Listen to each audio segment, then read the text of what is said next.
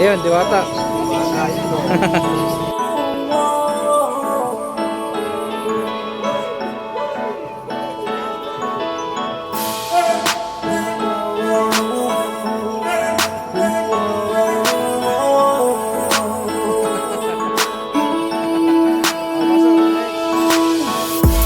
Kay Diwata na tayo. Diwata Paris, overload lang sa alam.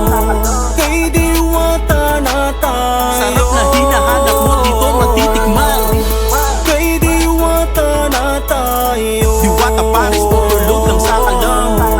Kay Diwata na tayo. At may chicken joy pa malinam na taka, ibang Paris, nagmula yan sa Diwata. Lasang mapapaulit ka at di nakakasawa. Anli rice at anli pa sabaw. May kasama din na soft drinks para di ka mauhaw. Sulit na sulit, abot kaya ang presyo. Di mahulugan ng karayom sa dami ng tao. Yung pila hanggang dun sa kanto. Sa sobrang sarap ng Diwata Paris, di na dayo. Talagang patok sa masa. Lahat nakangiti habang kumakain sa mesa. Kapatid, kapuso, kapamilya, isama din ang tropa, tayo na magsama-sama.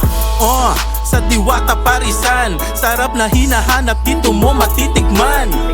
Talaga namang nag-uunahan mula Batanes at hanggang Hulo. Diwata lang ang sakalam. Kay Diwata na tayo. Diwata Paris, overload lang sakalam. Kay Diwata na tayo. Sarap na hinahanap mo dito matitikman. Kay Diwata na tayo. Diwata Paris, overload lang sakalam. Kay Diwata na tayo. At may chicken joy pa malinam-nam. Sobrang bait, daming natutulungan, laging pinagpapala ng dahil sa kasipagan. Diwata ang kanyang pangalan, naging maganda siyang inspirasyon sa karamihan. Siya'y patuloy lang sa laban, kahit madami ang talangka sa kanyang daanan. Walang tinatapakan, mas lalo siyang minamahal ng ating kababayan. Ano ba, pumunta ka na sa Diwata Paris, overload, mabubusog ka.